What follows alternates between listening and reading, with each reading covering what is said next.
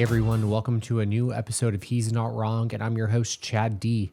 There are moments in American history when silence becomes complicity, when the facts themselves become acts of resistance.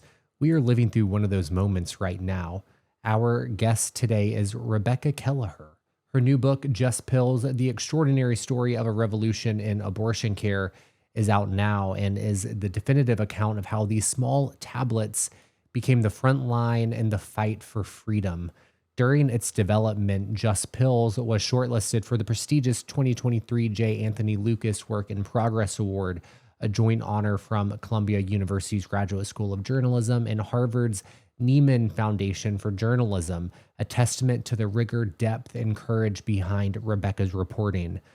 A graduate of Barnard College and Columbia Journalism School, Rebecca's work has appeared in Slate and at the Pulitzer Center on Crisis Reporting. She grew up in San Francisco and now she lives in New York City, where she continues to shine a light on the intersection of science, justice, and truth, all at a moment when those very things are under attack. Just Pills is not just a history of mifepristone or misoprostol. It's the story of the women, the scientists, and the quiet and sometimes loud activists who turned chemistry into freedom.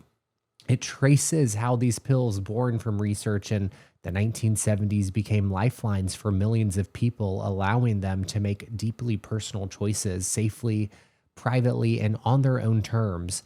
But as Rebecca documents, this revolution was always fragile. And right now that fragility is cracking, because this week, just days ago, 51 Republican senators signed a letter demanding that the FDA reevaluate the safety of mifepristone. They say that it's about safety, but we know it's not. It's about power. This letter, backed by Health Secretary Robert F. Kennedy Jr., signals what reproductive rights experts have been warning for a long time, and that's that overturning Roe was only the beginning.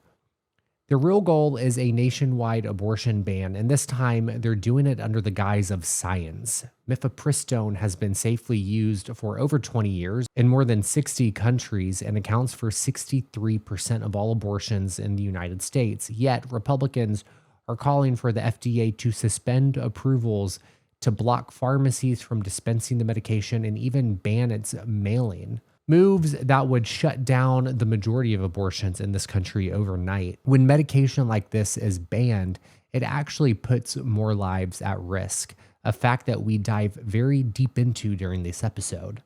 And I want to get to the chilling part of all of this, because if the FDA bends to political pressure and deems mifepristone as unsafe, that ruling would apply everywhere. In Texas and Alabama, yes, I mean, we can expect that, but also in places like California, New York, and Illinois. It would criminalize doctors who use it to stop hemorrhages or to treat miscarriages. It would silence pharmacists, punish healthcare workers, and leave patients in the dark, less safe, and very afraid. This is not about states' rights. This is a federal takeover of women's bodies. Full stop. States like Louisiana, Missouri, and Idaho are already suing to ban the mailing of mifepristone entirely, citing the 19th century Comstock Act to argue that abortion drugs count as indecent materials. If they win, they could resurrect a law that predates women's suffrage and use it to police our mail, our medicine, and our autonomy. So we have to be very clear about what this is, because this is not about safety. It's about control. Control over women, control over truth, control over the narrative of what science is and who it serves. And that's why Rebecca's voice is so essential right now, because Just Pills reminds us that these pills were never only about medicine. They were about liberation, and liberation has always terrified those in positions of power. As the Trump administration appoints RFK Jr. to oversee public health, as the Supreme Court erodes regulatory authority, and as senators declare war on the very science that saves lives, the need for evidence, courage, and clarity has never been more urgent. Rebecca's book gives us that clarity, tracing the decades-long struggle to put reproductive power back into the hands of those who need it the most. So today we're not just talking about pills, we're talking about power, who has it, who's losing it, and what it will take to win it back. I want to make an important note right here. During our conversation, Rebecca shares a comprehensive list of resources that women can turn to for healthcare, legal information, and medical assistance. You don't need to stop and write them down. Just listen to what she's saying, because all of these resources that she mentions are listed below in the episode description for easy access. I now give to you my conversation with Rebecca. Rebecca, welcome to He's Not Wrong. I'm so happy that you're with us today. Your book, Just Pills, isn't just about medicine. It is, it's about power. It's about the story that you tell about how 2 small pills have reshaped global access to abortion care, putting control back into women's hands, and it has sparked a political firestorm in the process. It's very much a story about science and resistance and who gets to decide what care looks like for other people. Right now, what we're seeing in current times is a big denial of science and studies and medicines that have been researched for decades and have tons of backed data, for lack of a better term, is being relitigated in front of us. And it's opening up a whole new attack on women and their bodily autonomy. And we're going to get into that a little bit later. But first, I want to ground us in the medicine and the pills that you write about that's at the center of this book. So can you define for us what those pills are? Absolutely. And thank you so much for having this conversation. It's so important. So we're talking about 2 medications. There's mifepristone and misoprostol. The way how they basically work is they're used early in a pregnancy to have an abortion. Mifepristone pretty much stops the development of an early pregnancy, and misoprostol, it triggers uterine contractions, and so it helps expel the contents of a uterus. And they're used often together to have a safe abortion. They've been used for many, many years, and there's decades of evidence showing their safety and efficacy. We also know from the World Health Organization that it is possible to have a safe abortion just with misoprostol without mifepristone. That method is not that common here in the United States, but it is common in parts of the world where mifepristone is not as available or accessible. The title of your book, Just Pills, right now it almost feels ironic in a way, because these pills have become anything but just medicine. Right now in America, where access to birth control and IVF and even Tylenol are suddenly being made to be political issues, I'm wondering what this moment reveals about how fragile women's bodily autonomy really is in America when it comes to these pills. I think it's an incredibly terrifying moment, and we should all be paying close attention to how abortion bans are impacting women, but also, just like you're saying, these related attacks on bodily autonomy, attacks on transgender, gender affirming care for minors. These are all part of a larger mission to try to control people's bodies. I think that these pills, though, do provide some inspiration, because we do know how safe and effective they are, and that it's kind of like a cat's out of the bag situation. They already exist in the world, and it's really a question of, do you have the right information about trusted sources of the medications, and do you have the right information about how to use them? Something that I write about more in later chapters of the book, but we've really seen here in the United States after Dobbs, how the larger reproductive health rights and justice movement here has all of these resources now available for people who need help. And I just want to make sure to highlight some of those resources right at the top for people. Yeah. So one of them is If, When, How, and they are attorneys, and you can call their Repro Legal Helpline to get free, confidential help. Say you're living in a state with an abortion ban and you don't know what to do. You're pregnant, you don't want to be, and you're scared about how to order pills or whether you should. Definitely call this helpline, because they'll walk you through the legal risks, what you shouldn't do, just so that you're informed. Another resource I want to highlight is the Miscarriage and Abortion Hotline. This is another free and confidential resource. It's a trusted resource staffed by licensed clinicians. And so you could be having your abortion with pills wherever you are, and you want to talk to a doctor, you can call this and they will confidentially help you and figure out what's happening. That's free throughout the country. And then I also want to highlight I Need an A and Plan C. These are two organizations that both of them will help you figure out access avenues depending on your state. And so it could mean getting abortion pills, or it could mean going to a brick and mortar clinic in a state where abortion is legal and having a safe procedure. So I just want to make sure to put that out there right at the top so people know some of these trusted resources. Yeah, absolutely. And I'll take that information and we're going to put it into the description of the podcast episode. So they heard you say it. They don't have to write it down. It'll be there in the description. So thank you for sharing all of that. I want to point out that your book starts long before the Dobbs decision happened here in America, because you've followed places like Brazil and France, and you traced a very deep and rich global history of resistance. And within that history, we see many different types of governments and political ideologies fighting against the medication that you're writing about. So I'm curious, what did you learn from the activists and scientists and doctors that you wrote about, and how real change happens under authoritarian or deeply patriarchal systems? Yeah, this is unfortunately such a timely question. I think I'll focus on one network in particular to answer that question, and that's a network in Argentina, and they're called the Socorristas en Red, and they still exist, they still operate. They started under a near total abortion ban in Argentina in the early 2010s. And so in that country, mifepristone was not available, but misoprostol was. And they were figuring out how to provide this vital form of abortion care safely using misoprostol. They did this while building strong alliances with the healthcare community and the legal community.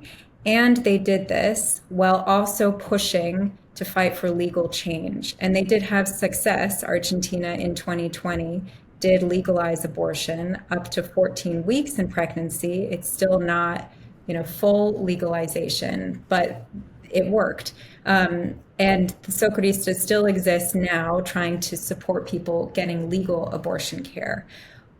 What I think, if there's any lesson to be learned from how they operated, is that these really were volunteers mostly. They were everyday people who really cared about this issue. Many of them had abortions themselves, and they taught themselves how to provide this care. So I'm not saying that here in the United States there necessarily will be a Socorristas-like network here, but what worked for them was they were so careful and deliberate about adapting to their context.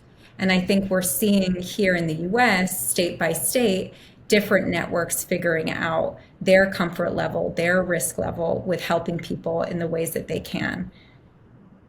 I'm really happy that you bring up the Socorristas right now, because you wrote about in your book how they were integral in reframing the way that abortion is viewed at a community level, by providing the support that's needed for women who are making decisions regarding their personal medical decisions and abortions. And that's known as accompaniment. And what I'm wondering is, in places like America, abortion is thought of to be transactional, and the Socorristas really changed how that's viewed. So I'm wondering, first off, can you explain why reproductive care should be looked at as a collective responsibility? What exactly does that mean when we view it as a collective responsibility? I love that question. I think if we view it as a collective responsibility, we understand that this impacts all of us, that abortion bans harm all of us. I mean, I think it also helps us understand that whether or not you're aware, there is somebody in your life who has had an abortion or will need one at some point. And if you come from the issue with that understanding, I think it hopefully opens up a lot more empathy than, unfortunately, I feel like we've seen here in the United States in many years. But I do feel like that effort is changing. And I think also part of it being more of a collective responsibility is working on destigmatizing abortion, which is so, so important, because this is often something, right, that people don't really talk about, even though it seems like it's talked about endlessly in the political space, but in the personal space, I think we still have difficulty talking about each other's abortion stories, and not just abortion, but also experiences of miscarriage or other pregnancy loss. When this is something that chances are you know somebody who's experienced one of Yeah. those things in their lives. How do we start getting, and you talked about it just a little bit just now, but how do we start getting more Americans to see it as a collective responsibility? Because it is so easy to talk about it from a political standpoint. I have an audience on TikTok, and I could talk about abortion care all day and night to any level of degree that I feel comfortable. But when it comes to those personal relationships that I have, it's obviously a very touchy subject. I have friends who have had abortions, and it took a lot from or for them to be able to open up to me. And even then, it's a very private conversation. How do we work together to make it more easily talked about and accepted? I think unfortunately it's a slow process, and it really does start just by having conversations one on one with people, I would say, to try to find people that you feel comfortable with and ask them, hey, do you like know anything about abortion? Do you know somebody who's had one? What do you think about this? And I think trying to normalize those individual conversations is kind of the only way we can really start honestly. And the hard thing is, I feel like those conversations don't always happen, or it's very difficult for them to happen on social Yeah. media, in these places where you're kind of more disconnected. But with the people that you care about and that you feel safe with, I think that's really where the work starts. And it's probably not the most satisfying of answers because, like I said, it takes time. But something I think about a lot is it took it took basically 5 decades for the anti-abortion movement to successfully end Roe. That's a long time. Yeah. And so I hope that it doesn't take another 5 decades for us to restore, not just to restore Roe, but to go beyond that, right? Roe was written before abortion pills even existed. So abortion care looked very different then than today. But it is going to be, I think, a really long process, unfortunately, in this country. And so it might not feel that you're doing a lot by having these one on one conversations, but I wouldn't discount that. We just talked about how you followed women in Argentina and how they changed how abortions are viewed at that community level and how important that support is for women. But you also followed women in Brazil and across Europe, and you followed how they built informal networks long before governments took action on reproductive care. And it's mind-boggling to me that the US is supposedly a global leader in all of these fields, but we're so incapable of learning from that model of people that came before us. And I'm just curious, this is very heavily opinion based, this question, but I'm just curious why you think that is. I think it might be just in general, we in the US don't have a very good understanding of abortion or sex education more generally. And so Yeah. maybe it's not so surprising that what we do know is pretty US centric. But I do feel like that is changing. At least it's changed a lot since when I started the book about 5 years ago, where it felt like a lot of the times, I mean, I myself was so ignorant of what a lot of these different activist networks have been doing in different parts of the world. But I do see more attention, at least within the American repro movement, on trying to understand, well, hold on, what were those strategies that really worked, for instance, in the Green Wave movement across Latin America? Like, what are ways in which we can have conversations with them and not only learn from them, but there are also things that the American repro movement is also trying to teach other movements too. So, for instance, I write a little bit about this, but really briefly, Mexico having only recently decriminalized abortion, they're also now trying to figure out more how to build a legal abortion care infrastructure, like a legal, I should say, not illegal, legal, legal. And that means trying to have more conversations with people in the United States about what to do and what not to do. Like one of the issues here in the United States, unfortunately, is we early on siloed abortion care Yeah. into brick and mortar abortion clinics, like early on in the late 70s. And it started first out of kind of wanting to provide more feminist care and there being so much abortion stigma that a lot of hospitals wouldn't provide abortion care even after Roe. But then it became a problem because you had these siloed abortion clinics that were really sitting ducks for anti-abortion efforts to try to restrict abortions and focusing on those clinics. And I think now it's changing a lot thanks to telehealth abortion care in the US becoming more of a reality, meaning mailing pills directly to people, that we're kind of getting outside more of that mindset of being focused only on abortions being in a brick and mortar clinic. I'm glad you brought that up because viewing abortion as a brick and mortar building, and oftentimes, from my experience, I live in Birmingham, Alabama. Planned Parenthood is not in the safest part of town, Yeah. so there's multiple levels of stigma about going to a place like Planned Parenthood, but then there's other stigmas or at the community level that I think would prevent people from even wanting to go to that location. So you already have this abortion care being just defined as like this brick and mortar transactional experience, and then having hospitals be able to deny women that access to that care. But then you also lay out in your book, which I feel like is kind of a through line here, there was early resistance to RU486, which is mifepristone in the US, and that was driven by political fear, not science. And so I'm wondering, is the current administration, from your research and what we know, is that early resistance to mifepristone being used as a playbook, not only to continue to further divide in how people view abortions, but is it being used as a playbook to target other areas in healthcare, women's health, and science? Because it very much seems like this is the groundwork that they're using for attacks on science right now. Yes, the short answer is yes. And that came up a lot in my interviews with medical experts on abortion who drew somebody, Dr. Mitchell Cranen, who I interview and is in the book. This piece didn't make it into the book, but we did talk about how there are similarities between the,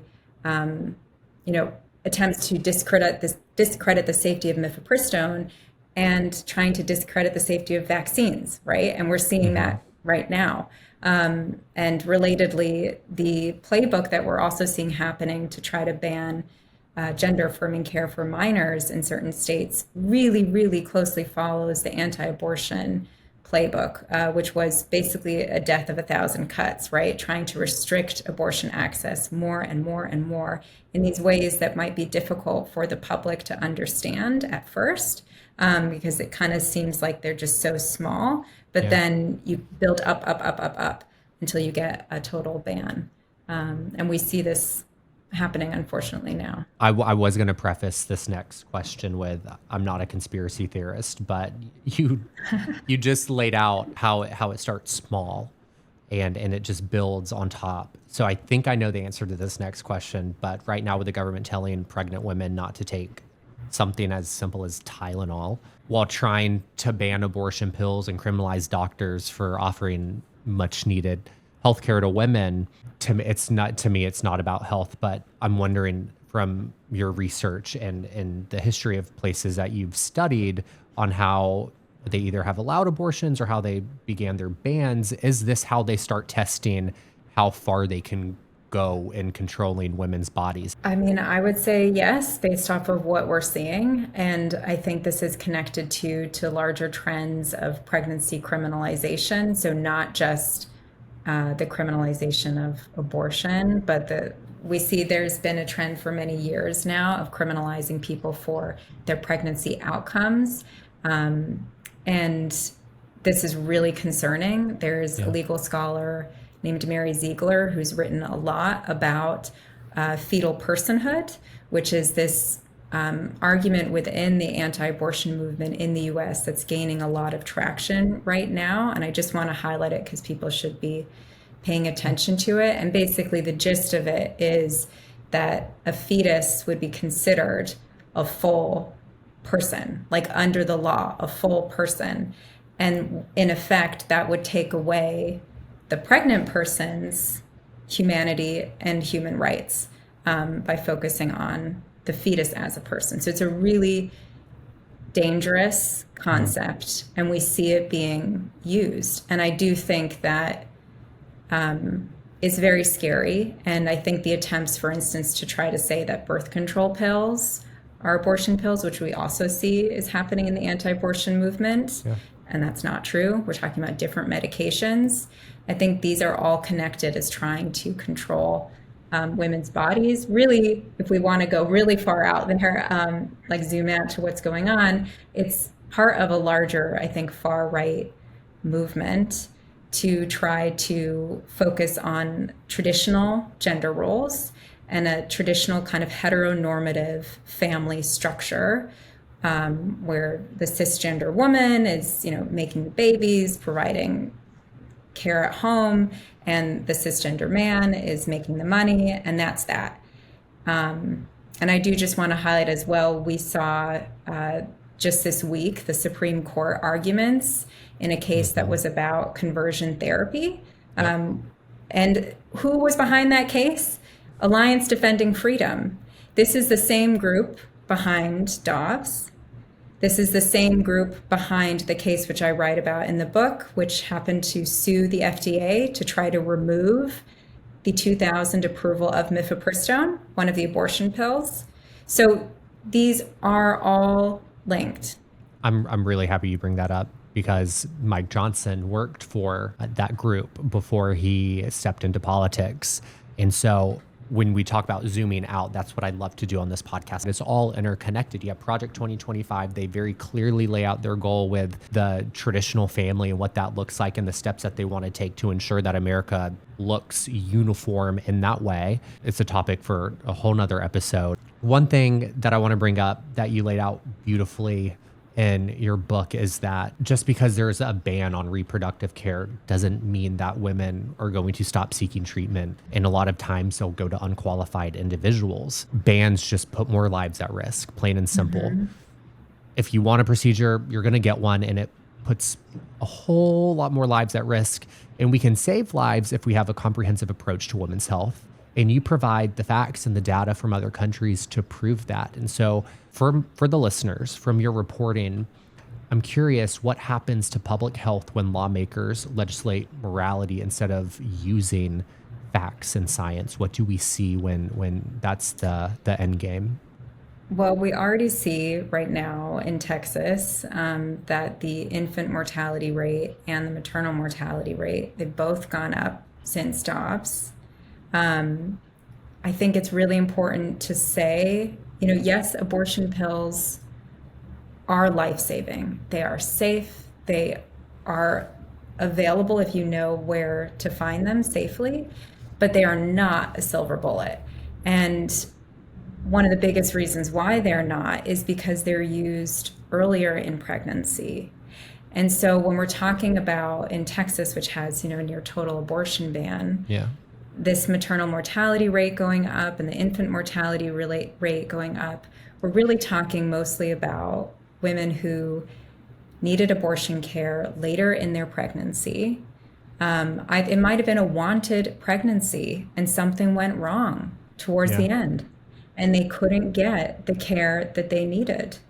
And then there's just these devastating consequences. So we know abortion bans kill women, to be totally blunt. Like, we know this, and we've known this for many, many years. So unfortunately, abortion pills cannot solve that problem. They are not enough. I also think I should say that most of the medical experts that I talk to say that these numbers would likely be way, way worse if these pills did not exist. I'm at a loss because the data and the science, it's so clear. Abortion pills nearly account for 2/3 of abortions in the US, and yet it's being debated. And I feel like there's no debate to be had here. Why is this form of medication that's safe and oftentimes invisible? It's not something that people have to see. It's very private. Why does it provoke such intense fear amongst conservative lawmakers? That's the one concept that I can't grasp my mind around. This is just my opinion, but I think it's related to when you are taking these pills, it can act like a resistance in itself, right? If you're taking the pills under an abortion ban, whether you're doing it under, like in that state, or you've traveled outside of the state for care where legal, you might not see it as resistance, but Yeah. that is what you are doing. And it is a refusal to be a parent at that time, at least with that pregnancy. Hmm. And I think that that is just so disturbing to some of these predominantly men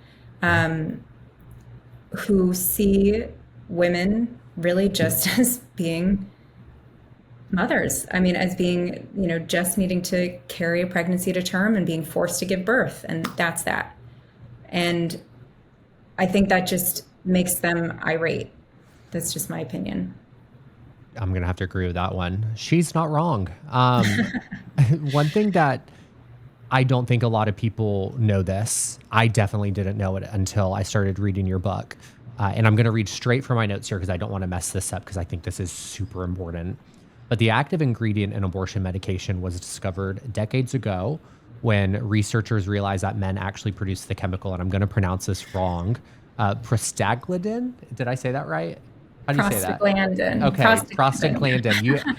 My boyfriend, I've been saying that word, trying to like figure it out for the past few days, and I've butchered it every time. Prostaglandin, but men naturally produce it, and now the same men whose bodies make that substance are trying to ban the drug that is derived from their own bodies. And to me, it feels like satire, but it's very much real. So open-ended, I just want you to talk a little bit more about that because so few people know this part of that story.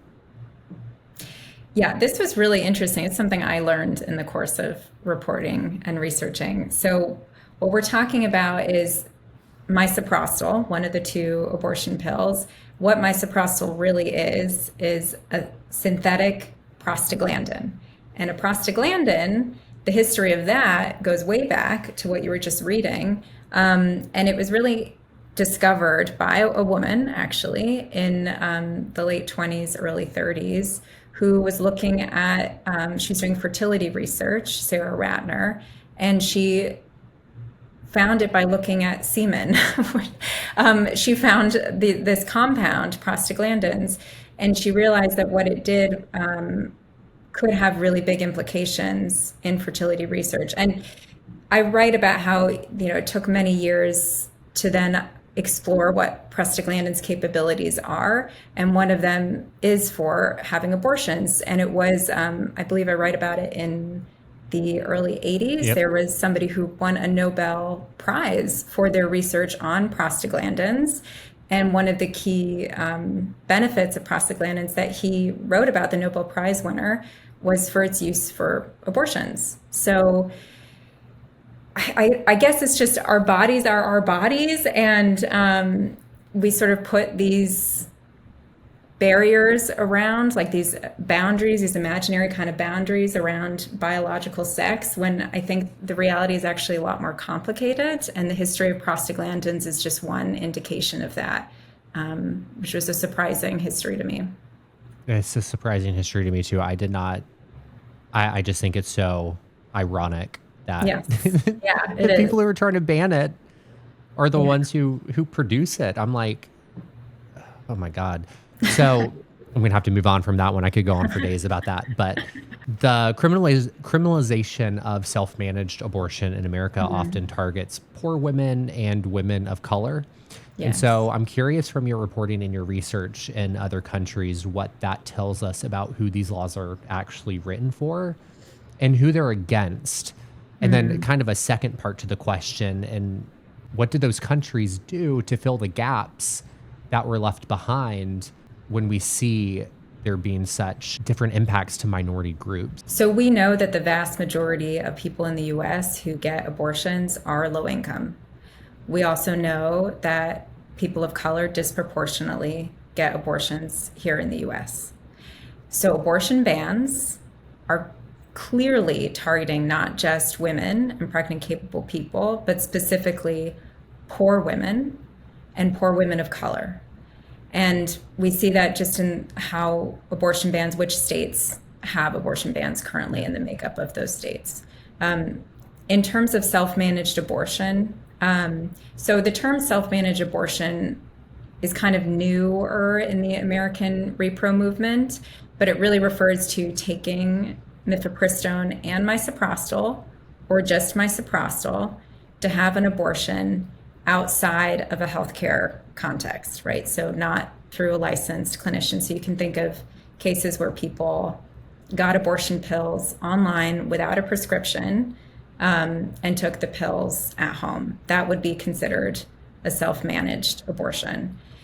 The criminalization risks around that are very real and complicated, and that's why I think it's really important that if people are considering getting abortion pills to have a self-managed abortion, that they first call If When How's Repro Legal Helpline, just to understand confidentially and for free what the legal risks are where you are, because it's so fractured right now in the US, depending on what state you're living in and depending on your own circumstances. Like I write about in the book, having interviewed one of the attorneys at If When How, who talked about how if you are in an intimate partner violence situation, what we know is that you are at a higher risk of criminalization for taking abortion pills if you live under an abortion ban, because your abuser might find out and might report you.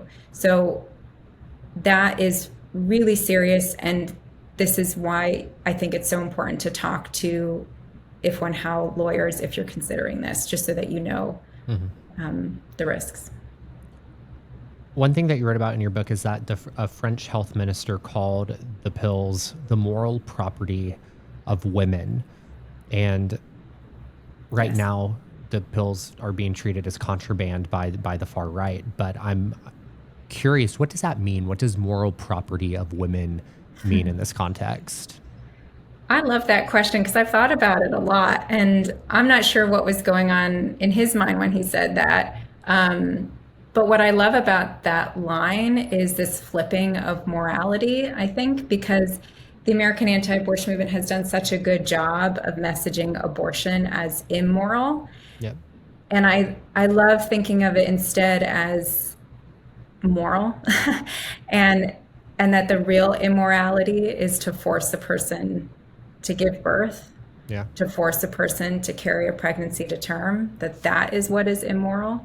So that's my reading on that line, the moral property of women, referring to mifepristone. I am manifesting the day that we see people understand that you cannot legislate morality, that it doesn't work. It's never worked. You can't force people into thinking one way or another.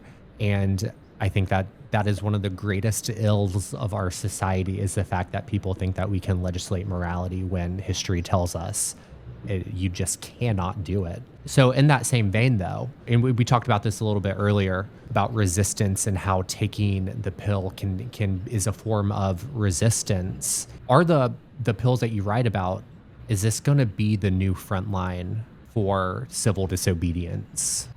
That's a great question. I think it already is, honestly. Yeah, I do. But there are many front lines. I would say it's one of the front lines. Because I think so something we didn't talk about, but are these telehealth abortion shield law providers, which I don't know if you've heard about, but there are currently 8 states in the US that have what are called telehealth abortion shield laws. And what they do is, if you're a provider, a licensed provider in that state, so New York is one of them, it lowers the legal risk for that provider to prescribe and mail abortion pills to somebody living in a state with an abortion ban or severe restrictions. Now, I think that in itself, you could argue, is civil disobedience, that these telehealth abortion shield laws exist. And that they are doing this work even though there are active lawsuits trying to take away those telehealth abortion shield laws. We don't know what will happen with those lawsuits. There are some legal experts that argue a case could make its way to the Supreme Court and possibly end those telehealth abortion shield laws, given the makeup of the court, but we really don't know. That's speculation. But I think that we know that they're mailing thousands of pills a month into states with abortion bans. And just yesterday, I found out Louisiana issued a lawsuit against the FDA to try to restrict mifepristone nationwide to try to stop the mailing of that pill. So that's why I think that in a way it already is civil disobedience to try to put abortion pills in people's hands or to tell people about abortion pills, because we see so much resistance to it. So 8 states have those shield laws on the books right now. Are there more states that are considering legislation to follow suit? I believe there are, but I am not totally up to speed on that. And that's, to be clear, those are telehealth abortion shield laws. And there are 22 states that have broader shield laws. So there's kind of a difference. A broader shield law means that you can travel to a state from living in an abortion ban state. And while you're in that state, you can get care, and it lowers the legal risk for the provider, but you physically are in that state, right? Whereas a telehealth abortion shield law is specifically lowering the legal risk for providers to mail the pills to people no matter where they're living in the United States. So 8 states, I mean, it's not a lot, but I know that there are active efforts to try to get more states to pass those laws. You spoke with women who risked prison time to help others access abortion. And yet, so even in the face of a prison sentence, so many of them described their work as an act of love. And I feel like there's a moral and ethical obligation to support women on this front, despite what laws say. And you wrote in the book about the importance of activism because there is a moral obligation to it, because when the government restricts information, it's up to activists to support women and to provide the necessary information and support to fill that gap that's left behind. So I'm curious, throughout the process of writing this book, you said it took you 5 years to write it? Yeah, about 5 years. And in that 5-year span, how did this process reshape your understanding of what activism looks like? That's such a great question.